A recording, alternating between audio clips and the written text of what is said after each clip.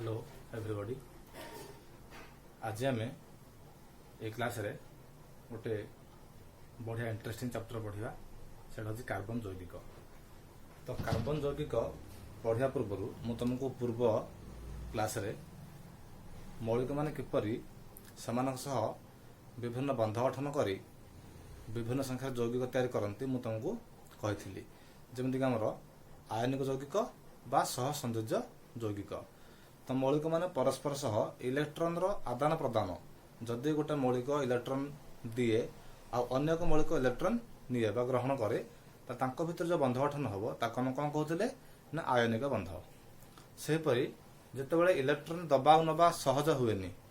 जदि गोटे मौलिक इलेक्ट्रॉन ग्रहण करी निष्क्रिय हो पारे ना कष्ट हुए ताकू ताले से कौन करिवो ना इलेक्ट्रॉन रो सहभाजन करिवो। सहभाजन कले शेयरिंग ताले इलेक्ट्रॉन रो सहभाजन करी किछि किछि मौलिक मध्य कौन करंती ना विभिन्न संख्यार जैविक सृष्टि करंती। सेही प्रकार बंध को कौन कहंती ना सह संयोज्य बंध। आ सेही सह संयोज्य बंध गठन करी जो माने जैविक सृष्टि करंती सेमान को कहंती सह संयोज्य जैविक। तो ऐसा पढ़ी जदि के पढ़ी न ताल तुम कौन करियो ना प्ले लिस्ट रो जाई से वीडियो को देखिबो तापर कार्बन जैविक भल भाव रे बुझी पारिबो। तो ठीक अछि आज आम कार्बन जैविक को भल भाव बुझिबा देखिबा कार्बन जैविक कौन। तो कार्बन जैविक प्रथम विषय ना होछि कौन कार्बन कंपाउंड बा कार्बन जैविक। ठीक अछि कार्बन जैविक माने होछि या जे जो जैविक रे कार्बन रहि थाए। गोटे एग्जांपल नबा अंगारकाम्ल गैस CO2 रे कार्बन अछि तेनो CO2 एक कार्बन जैविक होई परिबो।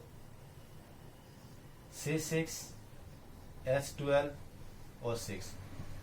एकम ग्लूकोज ग्लूकोज मध्य एक कार्बन जैविक कहीं ना कार्बन ग्लूकोज भितर अच्छी ग्लूकोज गोटे अणु 6टी कार्बन परमाणु रही तेणु ये एक कार्बन जैविक। तो कार्बन जैविक बुझा पूर्व प्रथम आमको कार्बन विषय जाना पड़ो। कार्बन कौन कार्बन डिटेल्स हम जाना कार्बन को चिन्हवा तापर कार्बन जैविक देखा आ कार्बन किपरि प्रतिक्रिया करे ताको बुझिबा। तेणु प्रथम आम कौन देखा ना कार्बन कौन आ कार्बन विषय किसी तथ्य हम देखा। ठीक अच्छे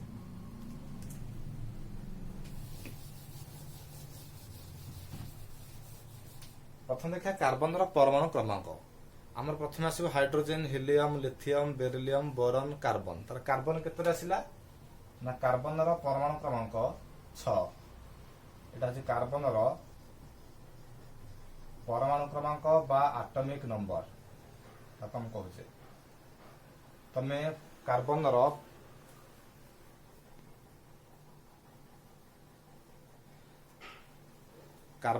परमाणु क्रमांक कौन तुम जान ऑलरेडी। तो पिले कार्बन परमाणु क्रमांक है 6 जदि कार्बन परमाणु क्रमांक 6 अर्थात कार्बन न्यूक्लियस रे कार्बन गोटे जो परमाणु अच्छी तार गोटे परमाणु न्यूक्लियस रे 6टी प्रोटॉन और ता चारिपटे 6टी इलेक्ट्रॉन घुरुची। देखिबा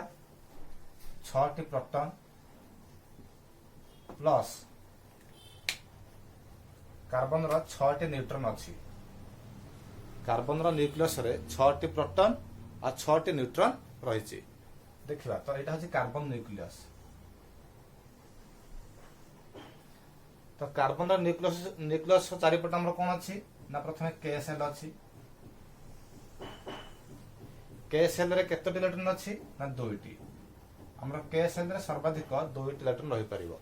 तो कार्बन रो मोट इलेक्ट्रॉन हला 6 जदि तार के सेल रे 2टी इलेक्ट्रॉन रहिला ताले एल सेल रे केते रहिबो ना 4टी। 1 2 3 4 तेणु कार्बन रो इलेक्ट्रॉन संरचना होची के सेल रे 2 एल सेल रे 4 अर्थात कार्बन रो बाह्यतम कक्ष रे 4टी इलेक्ट्रॉन अछि। ले बुझिबा कार्बन रो बाह्यतम कक्ष रे 4टी इलेक्ट्रॉन रहिछि 1 2 3 4। तो होची कार्बन परमाणु। कार्बन एक छोट परमाणु कारण तार न्यूक्लियस जमा 6टी इलेक्ट्रॉन न्यूक्लियस रे 6टी प्रोटॉन रहिछि आ 6टी न्यूट्रॉन रहिछि। तार परमाणु क्रमांक 6 तार वस्तुतः होची 12 यू। तमे वस्तुतः विषय रे क्लास 9 रे पढिछ। कार्बन रो गोटे परमाणु तार वस्तुतः होची 12 यू बा 12 एटॉमिक मास यूनिट बोली कहा जाय। बहुत छोट वस्तुत्व विशिष्ट परमाणु कार्बन होची गोटे छोट परमाणु। तो कार्बन देखिबा किपरि ଆମର ପ୍ରତିକ୍ରିୟା କରି ବିଭିନ୍ନ ଯୌଗ ସୃଷ୍ଟି କରେ। ତା ପୂର୍ବରୁ ଦେଖିଲା ଆମେ ଯେ କାର୍ବନର ପରମାଣୁ କ୍ରମାଙ୍କ 6। କାର୍ବନର କେ ସେଲରେ 2ଟି ଇଲେକ୍ଟ୍ରନ ଅଛି। ଏଟା ହଉଛି କେ ସେଲ, ଏଟା ହଉଛି ଏଲ ସେଲ। ତ ତାର କେ ସେଲରେ 2ଟି ଇଲେକ୍ଟ୍ରନ ଆଉ ଏଲ ସେଲରେ 4ଟି ଇଲେକ୍ଟ୍ରନ ରହିଛି। ତ ଟୋଟାଲ ଆମର କେତେ ହେଲା ନା 6ଟି ଇଲେକ୍ଟ୍ରନ। ବୁଝିହେଲା? ତ ଇଏ ହଉଛି କାର୍ବନର ବେସିକ, ଯେ କାର୍ବନର ପରମାଣୁ କ୍ରମାଙ୍କ ହେଲା 6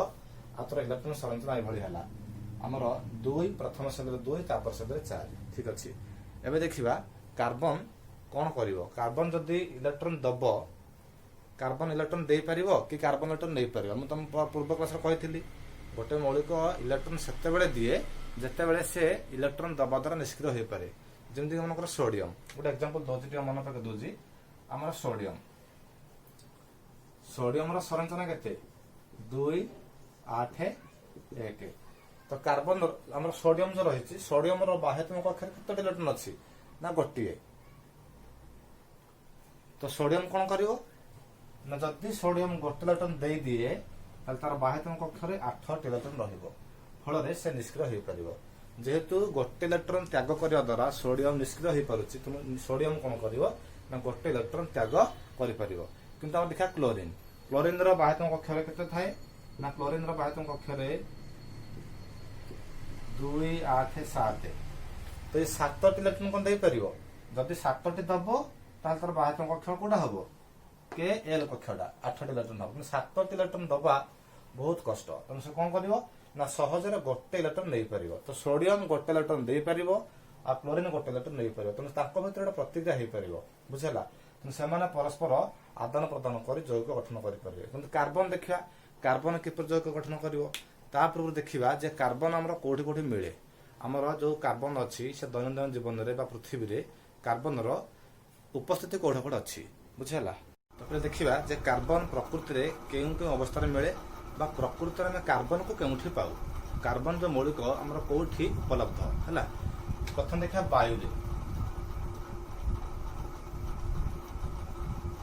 ବାୟୁରେ କାର୍ବନ ଏକ କଠିନ ପଦାର୍ଥ। ଯଦି କାର୍ବନ ଏକ କଠିନ ପଦାର୍ଥ ତ ସେ ବାୟୁରେ କିପରି ରହିପାରିବ ନା ବାୟୁରେ ସେ ଗ୍ୟାସ ଆକାର ରହିପାରିବ। କିନ୍ତୁ କାର୍ବନ ଏକ କଠିନ ମୌଳିକ, ସେ କେମିତି ମୌଳିକ ଅବସ୍ଥାରେ ରହିପାରିବ? ତେଣୁ ସିଏ କଣ କରେ ନା ଅକ୍ସିଜେନ ସହ ପ୍ରତିକ୍ରିୟା କରି କାର୍ବନ ଡାଇଅକ୍ସାଇଡ ବା ଅଙ୍ଗାରକାମ୍ଳ ଗ୍ୟାସ କଣ କହୁଛେ। କାର୍ବନ ପ୍ରକୃତିରେ କିପରି ଉପଲବ୍ଧ ଆମେ ସେଟା ପଢୁଛେ। ତ କାର୍ବନ ଅକ୍ସିଜେନ ସହ ପ୍ରତିକ୍ରିୟା କରି କାର୍ବନ ଡାଇଅକ୍ସାଇଡ ବା ଅଙ୍ଗାରକାମ୍ଳ ତାକୁ ଆମେ କହୁ এই আকারে বাইরে ଅଛି। ତ କାର୍ବନ ଡାଇଅକ୍ସାଇଡ ବା ଅଙ୍ଗାରକାମ୍ଳ ଆକାରରେ କାର୍ବନ କଣ ନା ବାୟୁମଣ୍ଡଳରେ ଉପସ୍ଥିତ। ତାର ଆମାଉଣ୍ଟ କେତେ ନା 0.03%, ବହୁତ ସ୍ମଲ ୟୁନିଟ। 0.03% ମାନେ 1% ବି ନୁହେଁ, 1% ର 100 ଭାଗରୁ 3 ଭାଗ। ବୁଝିଲା? ଅର୍ଥ 0.03% କଣ 3/100, ଅର୍ଥାତ 1 ଭାଗର ଯଦି ଆମେ 100 ଭାଗରୁ ପୁଣି 1 ଭାଗ କରିବା, ପୁଣି ସେଇ 1 ଭାଗକୁ ପୁଣି 100 ଭାଗ କରିବା, ସେ 100 ଭାଗରୁ 3 ଭାଗ, ମାନେ କେତେ କମ୍। ଏତେ କମ୍ ପରିମାଣରେ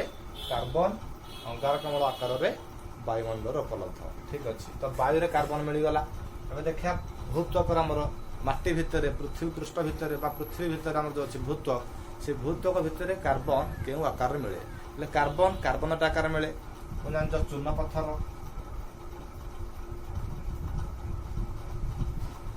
ଚୂନ ପଥରର ସଂକେତ ଆମର କଣ ନା କ୍ୟାଲସିୟମ କାର୍ବୋନେଟ। ସେହିପରି ସୋଡିୟମ କାର୍ବୋନେଟ Na2CO3, କପର କାର୍ବୋନେଟ CuCO3, ମାନେ କାର୍ବୋନେଟ ଆକାରରେ ମିଳେ। କାର୍ବୋନେଟ ଆକାରରେ ମିଳେ ହେଲା। କାର୍ବନ ବିଭିନ୍ନ ମୌଳିକ ସହ ପ୍ରତିକ୍ରିୟା କରି ଭୂତ୍ୱକରେ କୋଉ ଆକାର ଅଛି ନା କାର୍ବୋନେଟ ଆକାର ଅଛି। ଆଉ କୋଉ ଆକାର ଅଛି ନା କୋଇଲା ଆକାର ଅଛି। କୋଇଲା, ତେଣୁ ଭୂପୃଷ୍ଠ ଯୋଉ କୋଇଲା ଅଛି ସେ କୋଇଲାର ମଧ୍ୟ କାର୍ବନ ଅଛି। ତମେ ପଢିଛ କୋଇଲା ବହୁତ ପ୍ରକାର ଅଛି, ପିଟ୍, ଲିଗ୍ନାଇଟ, ବିଟୁମିନସ୍, ଆନ୍ଥ୍ରାସାଇଟ୍। ବୁଝିଲା? ତ ସବୁ ପ୍ରକାର କୋଇଲାରେ କାର୍ବନ ବିଭିନ୍ନ ବିଭିନ୍ନ ପରିମାଣରେ ଥାଏ। ତ ଠିକ ଅଛି, ସେ ଯାହା ନା କାହିଁକି ଆମର କାର୍ବନ ପୃଥିବୀ ପୃଷ୍ଠରେ ରହିପାରିଲା। ତ ପୃଥିବୀର ଭୂତ୍ୱକର ଯୋଉ ରହିଛି ଆମର ଚୂନ ପଥର ଆକାର ଅଛି, କାର୍ବୋନେଟ ଆକାର ଅଛି, କୋଇଲା ଆକାର ଅଛି, ଗ୍ରାଫାଇଟ ଆକାର ଅଛି, ହୀରା ମଧ୍ୟ କାର୍ବନର ଏକ ରୂପ, ତେଣୁ ହୀରା ଆକାର ବି ଅଛି। ତ କାର୍ବନ ଭୂପୃଷ୍ଠରେ ମଧ୍ୟ ଭୂତ୍ୱକରେ ବିଭିନ୍ନ ରୂପରେ ଉପଲବ୍ଧ। ଯେପରିକି କାର୍ବୋନେଟ ଆକାର ଅଛି, କୋଇଲା ଆକାର କାର୍ବନ ମଧ୍ୟ ରହିଛି, ଆଉ ଗ୍ରାଫାଇଟ ଆକାର ଅଛି। ବୁଝିହେଲା? ତ କାର୍ବନର ଏଇଭଳି ଉପସ୍ଥିତ देखिबा केते परसेंटेज हमरो कार्बन केते परसेंटेज हमर रहिछि कोठे ना भौतत्वकरे तो भौतत्वकरे तार अमाउंट होला 0.02%।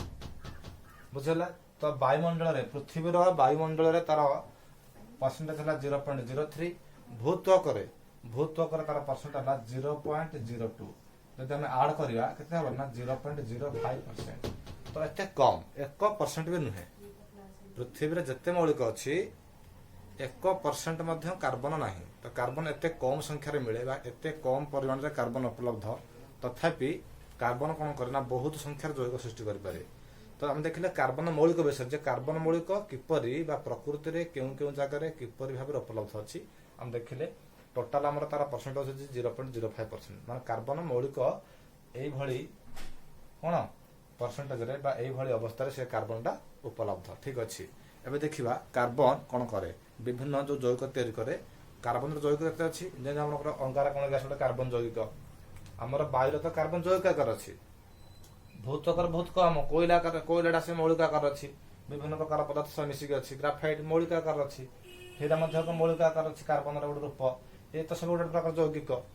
तो कार्बन मौलिक पृथ्वी पृष्ठ रे बा वायुमंडल रे विभिन्न बहुत कम संख्या अछि किंतु कार्बन रो जैविक संख्या जना देखिबा कार्बन जैविक संख्या केते प्राय 10 लाख बा हमर 10 मिलियन बा ताको हम कहबा 9 मिलियन ରୁ 10 मिलियन भीतर अछि कार्बन जैविक बहु संख्या रे कार्बन कोन करे ना जैविक सृष्टि करि पारे बुझला। तो कार्बन एते संख्या रे जैविक सृष्टि करूछि केमिति तार विभिन्न प्रकार धर्म अछि हम ताको नेक्स्ट आगु पढिबा। प्रथम देखिबा जे कार्बन किपरि जैविक तयारी करे एतिक होछि कार्बन रो बेसिक बा कार्बन किपरि केउ अवस्था रे केते परिमाण रे प्रकृति रे उपलब्ध बुझला। एबे हम देखिबा जे कार्बन किपरि जैविक सृष्टि करे तो हम देखिले जे कार्बन प्रकृति रे बहुत कम परिमाण रे मिले। तो कार्बन देखिबा आउ को जगह रे कार्बन हमर उपलब्ध अछि विभिन्न जैविक आकार रे हमर प्रत्येक जीव शरीर रे ग्लूकोज का अति गुरुत्वपूर्ण उपादान कारण प्रत्येक जीव शरीर पे ग्लूकोज निहाती आवश्यक। तो ग्लूकोज कोथर तयारी ना C6H12O6 एटा जो ग्लूकोज रो संकेत तार ग्लूकोज रो गोटे अणु तयारी पई 6 टी कार्बन परमाणु दरकार। तो प्रत्येक जीव शरीर रे ग्लूकोज अछि अर्थात प्रत्येक जीव शरीर रे कार्बन अछि जैविक आकार तो कार्बन जैविक प्रत्येक जीवंत पदार्थ भीतर रहिछि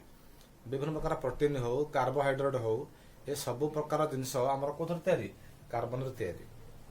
ठीक अछि। माटी भीतर मध्य कार्बन डाइऑक्साइड आकार अछि वायु रे अंगारकाम्ल गैस आकार अछि प्रत्येक जीव शरीर मध्य रहि गला गोबर गैस मिथेन गोबर गैस जो हमर अछि मिथेन CH4 कार्बन अछि हमर जो एलपीजी गैस रो मुख्य उपादान कोन ब्यूटेन C4H10 एटा मध्य गोटे कार्बन जैविक। तो कार्बन एते संख्या रे किपरि जैविक तयारी करि पारे हम ताकू बुझिबा एते कम परिमाण रे कार्बन थाई मध्य कार्बन किपरि विभिन्न मौलिक प्रतिक्रिया करी एकाधिक संख्या रे बा बहुत संख्या रे जैविक सृष्टि करि पारे। तो कार्बन रो ए जो प्रकृति बा ए जो गुण अछि ताको हमें बुझिबा ता पूर्व देखिबा जे कार्बन रो परमाणु क्रमांक जो हमर जो रहिछि तार इलेक्ट्रॉन संरचना कार्बन किपरि बंध गठन करे कार्बन सहसंयोजक बंध गठन करे बा आयनिक बंध गठन करे देखिबा। तो कार्बन रो इलेक्ट्रॉन संरचना कोन थिला हमरो ना C6 ता थिला इलेक्ट्रॉन परमाणु क्रमांक 6 कार्बन रो क्रमांक थिला 6 तो तार संरचना थिला 2 आ 4 अर्थात तार बाह्यतम कक्ष रे 4 टी इलेक्ट्रॉन ये हो जे न्यूक्लियस कार्बन रो जो थरे के 6 टी प्रोटॉन अछि हला 6 टी प्रोटॉन ता न्यूक्लियस रे अछि तार K सेल रे 2 टी इलेक्ट्रॉन अछि L सेल रे 4 टी इलेक्ट्रॉन। एबे देखिबा जे कार्बन कोन करि परिबो कार्बन इलेक्ट्रॉन त्याग करिवो ना ग्रहण करिवो ना से सहभाजन करे अच्छा ठीक अछि। तो कार्बन जदि चाहिबो निष्क्रिय होवा पय तो कोन करिवो ना कार्बन रो जो बाह्यतम कक्ष अछि K सेल एटा त हमर L सेल बाह्यतम कक्ष अछि L सेल से बाह्यतम कक्ष रो 4 टी इलेक्ट्रॉन त्याग करिवो 4 टी इलेक्ट्रॉन त्याग कले तार K सेलटा बाह्यतम कक्ष हबो जदि कार्बन कोन करिवो देख पिले जदि कार्बन तार 4 टी इलेक्ट्रॉन त्याग कर दिए जदि कार्बन ए 4टी इलेक्ट्रॉन त्याग करे तार कौन हम ना कार्बन एभलिया हो तार एल सेल रही केवल के सेल के सेल केते इलेक्ट्रॉन 2टी से निष्क्रिय हो कहना के सेल 2टी इलेक्ट्रॉन निष्क्रिय अलग सेल 8टी हेले निष्क्रिय तो जदि से 4टी इलेक्ट्रॉन त्याग करे से निष्क्रिय हो पार किंतु कार्बन जो अच्छी परमाणु परमाणु जेहेतु कार्बन का छोट परमाणु तो तार न्यूक्लियस रही 6टा प्रोटॉन से न्यूक्लियस कौन करे ना कार्बन इलेक्ट्रॉन गुड़ी को आकर्षण करे जदि मनकर बाह्य कक्षरे गोटे इलेक्ट्रॉन अच्छी तर गोटे इलेक्ट्रॉन त्याग करने बहुत टे सहज हम कहीं जेहेतु इलेक्ट्रॉन गुड़ी को प्रोटॉन कौन करे न्यूक्लियस कौन करे आकर्षण कर घूरबार साहाय्य करे तेणु इलेक्ट्रॉन को कक्षर काढ़ा है बहुत कष्ट जदि गोटे इलेक्ट्रॉन काढ़ा तो कम शक्ति उपयोग कर काढ़ी पार जदि मनकर 2टी इलेक्ट्रॉन काढ़ा तो टिके अधिक शक्ति आवश्यक हम कि 4टी इलेक्ट्रॉन कार्बन बाह्य कक्षर जो 4टी इलेक्ट्रॉन काढ़ा है कहीं तार न्यूक्लियस पाखर अच्छी कक्षटा के एल सेल न्यूक्लियस पाखर छोट परमाणु तो तार कक्ष न्यूक्लियस पाखर रही तो न्यूक्लियस कौन करुच्ची टाणुची आकर्षण करुच्ची 4टी इलेक्ट्रॉन ताकू काढ़ापी कार्बन कक्षर 4टी इलेक्ट्रॉन काढ़ापी कौन करवा ना अत्यधिक शक्ति आवश्यक एत शक्ति जो मौलिक मान प्रतिक्रिया करती परमाणु परमाणु प्रतिक्रिया करती एत शक्ति मिल न था एत शक्ति जोगेवा संभव हुए ना तेणु कार्बन कौन करे ना 4टी इलेक्ट्रॉन त्याग कर न था अच्छा जदि त्याग कर कार्बन थिला तो कार्बन 6टी अच्छी प्रोटॉन जदि कार्बन कक्षर आम 4टी इलेक्ट्रॉन काढ़ी नवा 6टी प्रोटॉन थिला आ 6टी इलेक्ट्रॉन थिला जदि आम से 6टी प्रोटॉन रही जदि आम 6टी इलेक्ट्रॉन रु 4टी इलेक्ट्रॉन काढ़ी नवा तार केतेटा इलेक्ट्रॉन रहिबो ना 2टी इलेक्ट्रॉन प्रोटॉन मनकर या प्लस 6 भावी नवा या -2 भावी नवा तार कौन हम ना प्रोटॉन बढ़ी जावा केते प्रोटॉन अधिक अच्छी ना 6टी प्रोटॉन अधिक अच्छी तेणु कार्बन योज्यता हम के ना +4 कारण जेहेतु प्रोटॉन अधिक अच्छी तेणु से पॉजिटिव हम तो कार्बन जदि 4टी इलेक्ट्रॉन त्याग कर कार्बन कौन होता ना 4+ आयन रे परिणत होता कौन कहते ना काटायन एटा कहते काटायन बुझला कार्बन जदि 4टी इलेक्ट्रॉन त्याग करता कि कार्बन 4टी इलेक्ट्रॉन त्याग कर कहीं ना कार्बन जो बाह्य कक्ष रही से कक्षटी न्यूक्लियस पाखर अच्छी छोट परमाणु तेणु 4टी इलेक्ट्रॉन काढ़ापी अत्यधिक शक्ति आवश्यक होता है एत शक्ति आवश्यक होता है जहाँकि कार्बन से कक्षर 4टी इलेक्ट्रॉन काढ़ा सहज हो न था तेणु से 4टी इलेक्ट्रॉन त्याग करें ना जदि कर से काटायन परिणत होता जदि परीक्षा पड़ो जे कार्बन कहीं काटायन काटायन कहले जे कैथोड आड़ को जाए ये पॉजिटिव मान ये कड़े आकर्षण हो नेगेटिव आड़ को जीव नेगेटिव आम कैथोड तो जे कैथोड आड़ को गति करे कहते काटायन तो कार्बन 4+ काटायन कि कार्बन काटायन सृष्टि करें ना कहीं ना 4टी इलेक्ट्रॉन त्याग करने अत्यधिक शक्ति दरकार होता है से 4टी इलेक्ट्रॉन काढ़ापी कक्षर अत्यधिक शक्ति आवश्यक होता है जहाँ संभव हुए ना तेणु कार्बन 4टी इलेक्ट्रॉन त्याग करें अर्थात कार्बन काटायन सृष्टि करें ना ठीक अच्छे 4टी इलेक्ट्रॉन दे पारे देखा 4टी इलेक्ट्रॉन नहीं पार कि जदि नहीं पारता ताले किसी भी हो तब देखा जे कार्बन तो आम देखिले जे कार्बन 4टी इलेक्ट्रॉन त्याग करना अर्थात कार्बन काटायन 4+ काटायन सृष्टि करे ना तो ठीक अच्छे जदि से 4टी इलेक्ट्रॉन नहीं जीव है तो दे पारनी क्या दवाई बहुत शक्ति आवश्यक होची मनकर कार्बन 4टी इलेक्ट्रॉन कौन कर ना ग्रहण कर जदि ग्रहण कर कौन हम ना कार्बन तो एल कक्ष अच्छे तार के सेल 2टी एल सेल 4टी अच्छी जदि से आउ 4टी इलेक्ट्रॉन ग्रहण कर 1 2 3 4 देख पिले जदि कार्बन 4टी इलेक्ट्रॉन ग्रहण कर तार संरचना ये तो ये थिला हमर केतटा तार थिला इलेक्ट्रॉन 6टा आउ 4टी इलेक्ट्रॉन पाइला केतटा इलेक्ट्रॉन पाइला ना 10टी इलेक्ट्रॉन पाइला तार किंतु प्रोटॉन अच्छी केते ना 6टी प्रोटॉन प्रोटॉन तो न्यूक्लियस भीतर अच्छी से चेंज होता संख्या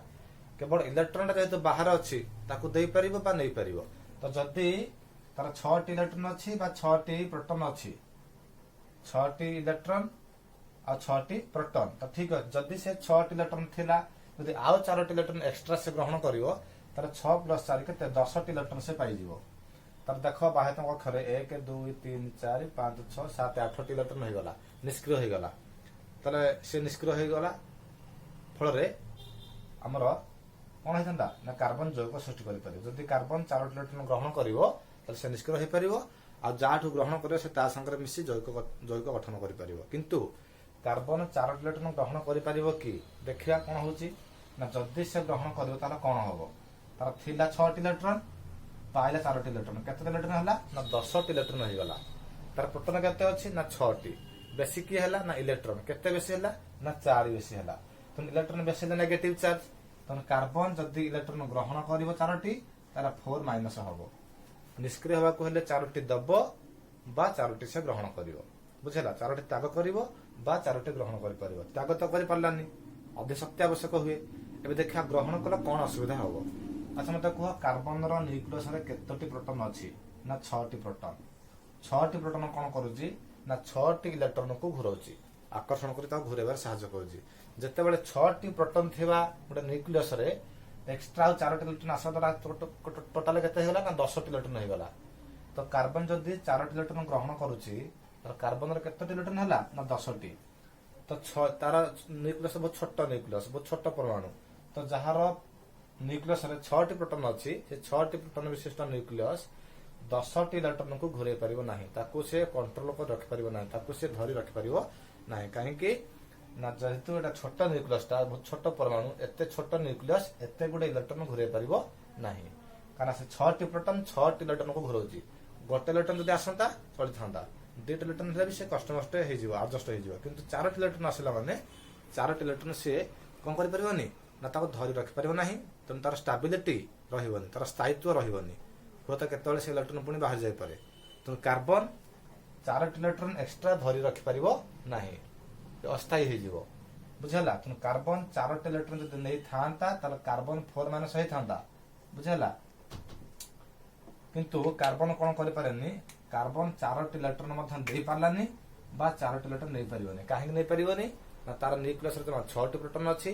6टी प्रोटॉन 10टी इलेक्ट्रॉन को घुरेबा को सक्षम ताकू कंट्रोल करिबारे बा ताकू धरि रखिबारे अक्षम तेणु कार्बन 4टी इलेक्ट्रॉन ग्रहण मध्य करि परिबो ना जदि ग्रहण कर थांता ताकू हम कोन कहिथांते ना आनायन बुझला आनायन काहे के आनायन जेतु माइनस होए तो माइनस से कोड को आकर्षण होबो ना पॉजिटिव आड़ को बा एनोड आड़ को जे एनोड आड़ को गति करे ताकू हम कहंती एनायन बुझला तो कार्बन 4टी इलेक्ट्रॉन ग्रहण करि परिबोनी बा कार्बन 4टी इलेक्ट्रॉन त्याग करि परिबो नाही तो जदि से ग्रहण करि पारनी बा त्याग करि बंत से जैव किन तयारी करिवो ना एठा कोन करे ना कार्बन से बंध गठन करे जेहेतु तार 4टी इलेक्ट्रॉन अछि तने से 4टी इलेक्ट्रॉन दरकार करूची तो विभिन्न मौलिक सहित बा विभिन्न परमाणु सहित से कोन करे ना 4टी बंध गठन करिवो कारण गोटे बंधरे गोटे दब गोटे पाइबो कारण गोटे बंध पय से गोटे देले आउडे पाइबो तो 4टी बंधरे 4टी देले 4टी पाइबो 4 दुगुण केते हला 8टी इलेक्ट्रॉन हे गला तो कार्बन ना दब ना नब सी कौन करे ना बंध गठन करबा को बंध ना सह संयोज्य बंध बुझला आ सह संयोज्य बंध किपरि गठन तुम आगु पढ़े छारिछि एबे मध्ये आउ टिके कहि देबी तो कार्बन ए भली कौन करि पारे नाही ना काटायन बा आनायन सृष्टि करि पारे ना कार्बन कौन करिवो ना 4टी इलेक्ट्रॉन तार जो रहिछि सी अन्य मौलिकर परमाणु सहित 4टी बंध गठन करिवो आ कार्बन जैविक सृष्टि करिवो हम या पर देखिबा डिटेल्स केमि कार्बन बंध गठन करे ठीक अछि पिले माने एबे देखिबा जे कार्बन किपरि अन्य मौलिक सह बंध गठन करे हम देखिले जे कार्बन कोन करे ना इलेक्ट्रॉन देई पारेनी बा इलेक्ट्रॉन नै पारेनी तो कार्बन कोन करिवो ना बंध गठन करिवो ठीक अछि हम देखिबा जे कार्बन मनकर कार्बन और हाइड्रोजन देखा प्रतिक्रिया हला कार्बन और हाइड्रोजन रो प्रतिक्रिया किपरि होय ता पूर्व देखिबा जे कार्बन रो बाह्यतम कक्षरे 4टी इलेक्ट्रॉन अछि जदि तार बाह्यतम कक्षरे 4टी इलेक्ट्रॉन अछि त कोन करिवो ना कार्बन 4टी इलेक्ट्रॉन देते पारिबोनी बा नै पारिबोनी से 4टी बंध गठन करिवो हाइड्रोजन रो बाह्यतम कक्षरे गोटे इलेक्ट्रॉन अछि तो हाइड्रोजन पे गोटे दरकार ता तो गोटे कक्ष के कक्ष तो के कक्षर दुटी हेले निष्क्रिय हे जिवो तो हाइड्रोजन रो गोटे अछि से गोटे दरकार करिवो कार्बन कोन करबो ना 4टी अछि तार 4टी बंध गठन करिवो तो कार्बन कोन करे देखो हम कार्बन करिया कार्बन एटा कार्बन परमाणु तार 4टी इलेक्ट्रॉन 1 2 3 4 तो कार्बन बाह्यतम कक्ष मु आज जो दुटा अच्छी केस करनी केवल बाह्यतम कक्ष जो इलेक्ट्रॉन अच्छे देखी चित्र में। तो कार्बन बाह्यतम कक्ष 4टी इलेक्ट्रॉन अच्छी से कौन कर हाइड्रोजन सह बंध गठन कर हाइड्रोजन कौन करे ना हाइड्रोजन दब गोटे आ कार्बन दब गोटे इलेक्ट्रॉन। तो हाइड्रोजन कक्ष आ कार्बन कक्ष परस्पर छेद कले छेद करने द्वारा कार्बन कक्ष इलेक्ट्रॉन कड़ा जाइनी ता कक्ष ता इलेक्ट्रॉन अच्छी या कक्ष में ता इलेक्ट्रॉन अच्छी परस्पर छेद कर द्वारा कौन हम ये दुईटी इलेक्ट्रॉन उभय भाग हाइड्रोजन दुईटा कार्बन से दुईटार ऊपर भाग रहा कार्बन के ना दुईटी होगा ये दुईटी तो गोटे देला गोटे पाइला तो आउटे देले आउटे पाइब हाइड्रोजन एठा आउटे हाइड्रोजन आसो कारण हाइड्रोजन तो गोटे दे परिबो तार गोटे तो अच्छी से गोटे दे परिबो तुम गोटे जेहेतु दे परिबो तुम 4टी हाइड्रोजन आसे 4टा देबे।